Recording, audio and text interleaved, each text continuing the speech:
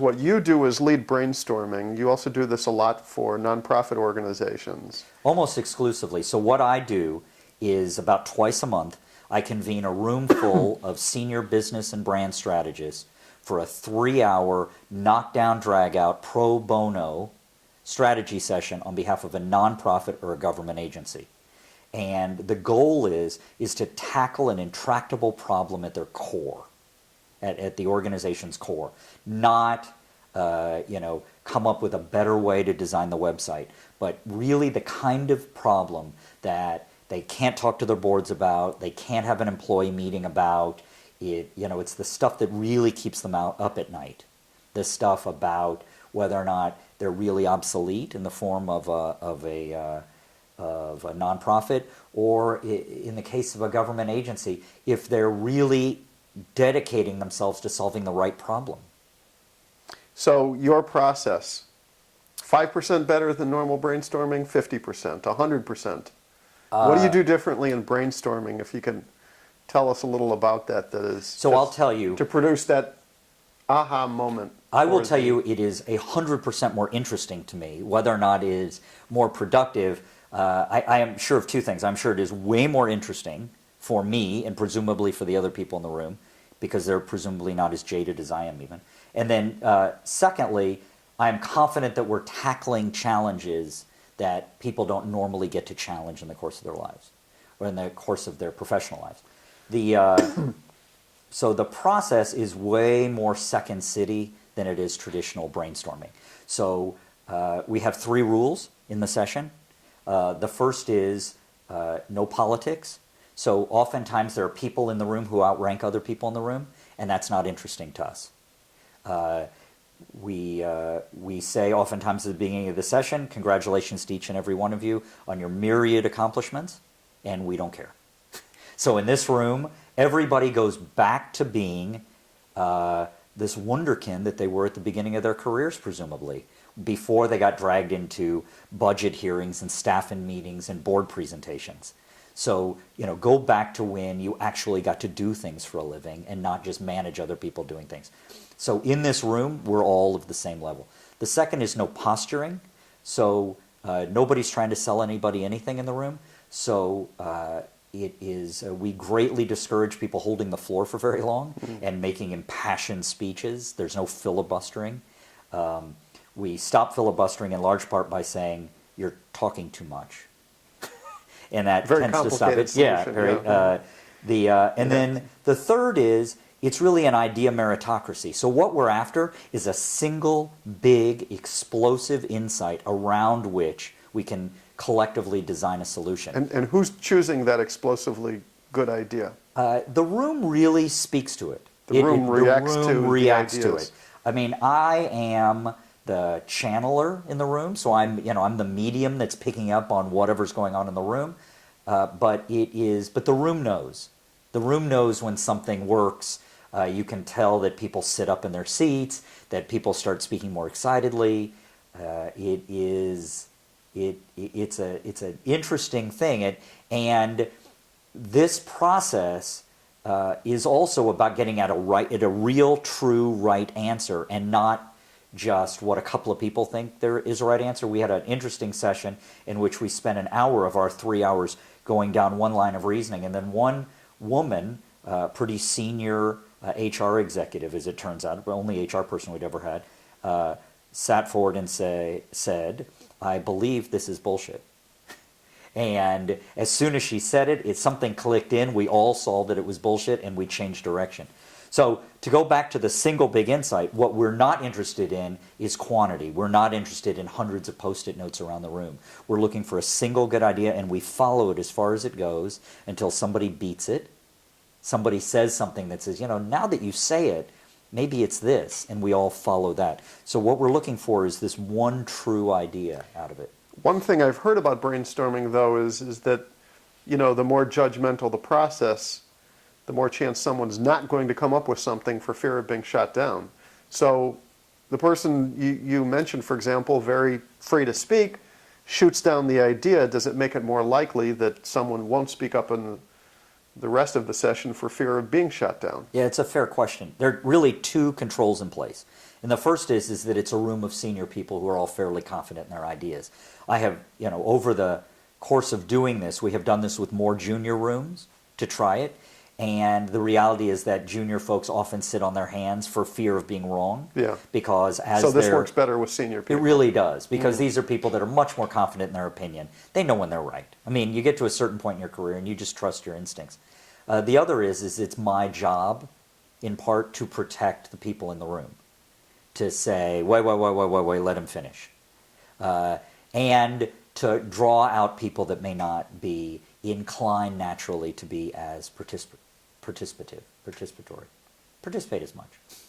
You mentioned, when you and I first met, the metaphor of an airplane, and that was a way that you lead brainstorming. Can you go through that example? Sure. So we have 3 hours, and we want to get this absurdly ambitious thing done. So rather than a traditional agenda, we draw up on the board this idea of taxiing for about 15 minutes, and then for about an hour and 45 minutes we're in search for the big idea, the big organizing insight around which we can build something. And then the last hour we land the plane, try and turn it into something actionable for the people that we're doing this on behalf of.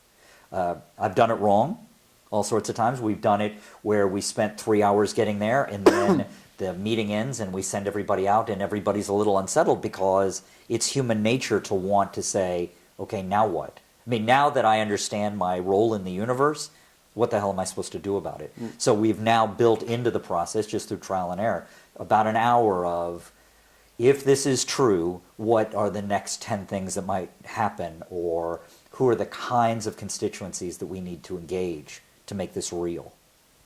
So we taxi for about 15 or 20 minutes, in which I get people accustomed to this weird thing they're about to do.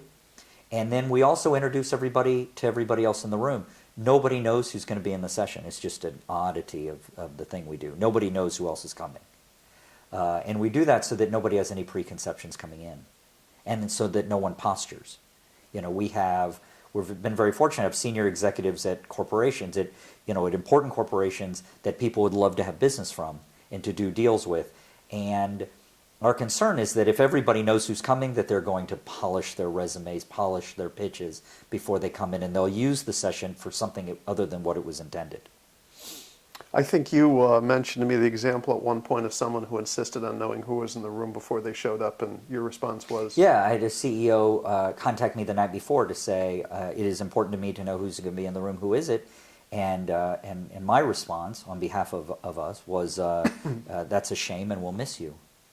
And he showed up the next morning and incidentally sent me a very gracious thank you note, and followed up with, and has had follow-up meetings with 4 or 5 people in the room. One of the interesting things that has happened, that has been the law of unintended consequences, is that the people who meet under these circumstances and had never known each other before actually develop very interesting relationships, because it is as close to a quick foxhole experience that you can create. Everybody in the room is anxious. Even though they're senior people, have a great deal of confidence in what they can get done, everybody's a little afraid they're not going to measure up. And I am petrified that without a script, this isn't going to work. So everybody in the room is nervous. Everybody in the room is afraid of being the one dumb guy in the room or the one dumb gal in the room. And so there's something about that forges very interesting relationships in the room. And all sorts of business has spun out as a result, which we never intended. That's great. Final question. Yes, Can you tell us one example? Can you give us, is it all private, or is there an example of a particular session that had a great outcome that you can discuss, or that actually came about in the world, and all because everyone was in the room? Sure. The first one we did in 2010 was one we did on behalf of Children's Memorial Hospital, which is one of the leading pediatric hospitals in the country. And they were having a development challenge, and they're building a giant new $900 million hospital. and and they had seen less enthusiasm for fundraising than they had hoped. And the challenge is that the building's going up, so they're paying a great deal of money every month to build the building, and they needed to re-energize the kind of people that they believed would be interested in building a brand new, state-of-the-art, world-class pediatric hospital. And talking about backing up and backing up and backing up, what the conversation became was a conversation about what the organization's role was in pediatric health.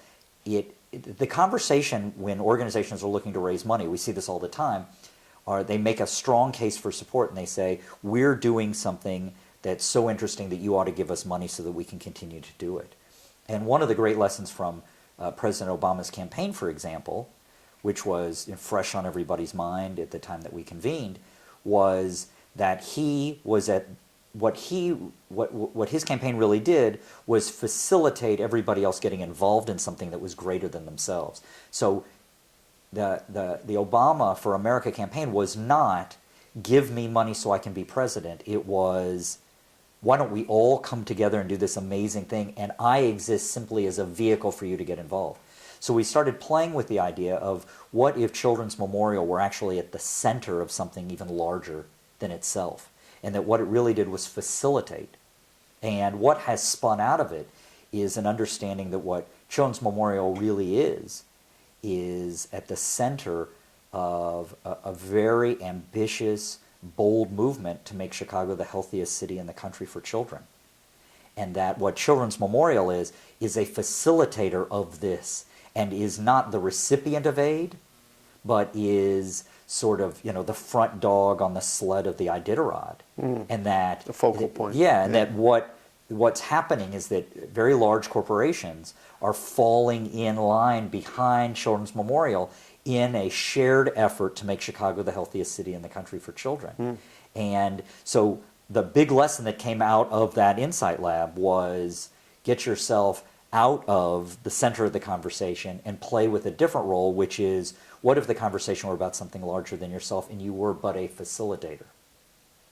Love it. Jeff Leitner, thank you so much. Insight Labs, Manifest Digital. Thank you very much. My pleasure.